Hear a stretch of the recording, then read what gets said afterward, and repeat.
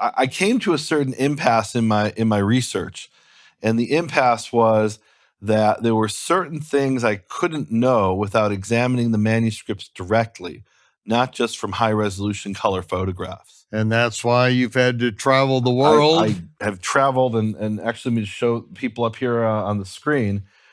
This is me at the Vatican. It says up there, Biblioteca Apostolica Vaticana. One of my dreams for years has been to get into the Vatican, to see their manuscripts, and it was not easy. I had to jump through many hoops. They don't let just anybody in there. It's actually a big deal to be let in there. At the Vatican, Michael, I was like a kid in the candy store. I was able to see the Shem Tov's Hebrew Matthew. I was able to see two of the oldest Torah scrolls that have survived. They were quite annoyed with me, because normally what they do is they sit you up on this little manuscript reader, and there's like 3 people on the desk. And here I'm saying, well, I need more room for the Torah scroll. I need the entire table. But that's what I needed. And I was able to see things in those Torah scrolls that I would never have known from the photographs. And so it really opened my eyes to many things. Michael, I spent 2 weeks at Oxford University, where I did a seminar, workshop in biblical Hebrew manuscripts with the top people in the world. During those 2 weeks, I got my hands on more Hebrew manuscripts than most scholars will ever get their hands on in their entire careers.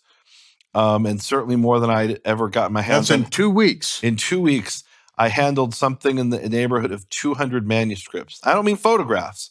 I mean actually handling the manuscripts, things I had learned about and heard about and read about. And I thought, well, how would I ever know what that is? Right? You're talking to me about, the flesh side and the hair side. How could you tell the difference? Well, once you've handled 200 manuscripts, you can generally tell the difference. So I learned a great deal over the last year.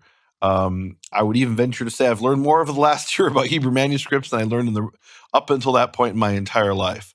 Very eye-opening. It was a real blessing. I went in to see this one set of scrolls. There were 3 scrolls at this one little library in Cambridge. It wasn't the main library. And one of the scrolls hadn't been opened in decades, and they had kept it in a tin can, and they weren't able to get the tin can open. And they eventually had to saw it open or something. I'm not sure. But they told me, come back in 2 weeks, and by then we'll get it out. We'll have a special conservator open it up. Did you get to see it then? I did, absolutely. So they opened that old rusty can. They opened the rusty tin can, and when they took out the Torah, when we took out the Torah scroll, there was literally piles of rust that came out with it. And I'm not exaggerating, they had to go get a vacuum cleaner because they didn't want to damage the manuscript, this Torah scroll, by the rust sliding across it. So they were trying to remove it, by bringing it up with a vacuum. It was an incredible experience, Michael. It was a huge blessing. Just to give you an idea of how unexpected some of the things are once you get your hands on them, I want to show here. This is from the British Library, and this is a scroll of the Book of Esther. And I had seen photographs of the text, and I had been studying the text. And I thought, why are these images so blurry?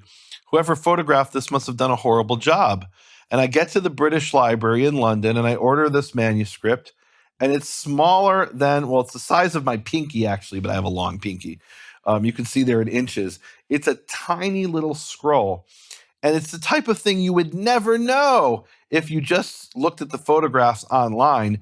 And certainly if you read other people's transcription of this, you would never know the character of this scroll. This actually applied to something from the New Testament. Michael, here I am posing with Sloane 237, which is a manuscript in the British Library, which has the Book of Revelation, or part of the Book of Revelation, with vowels. And I go there, and I was shocked to see it was something that you could fit in a pocket. I had no idea. I thought this was a giant tome that would fill an entire table. And it turned out it was literally something that would fit in a pocket. And there were actually quite a lot of manuscripts like that I was very surprised to discover.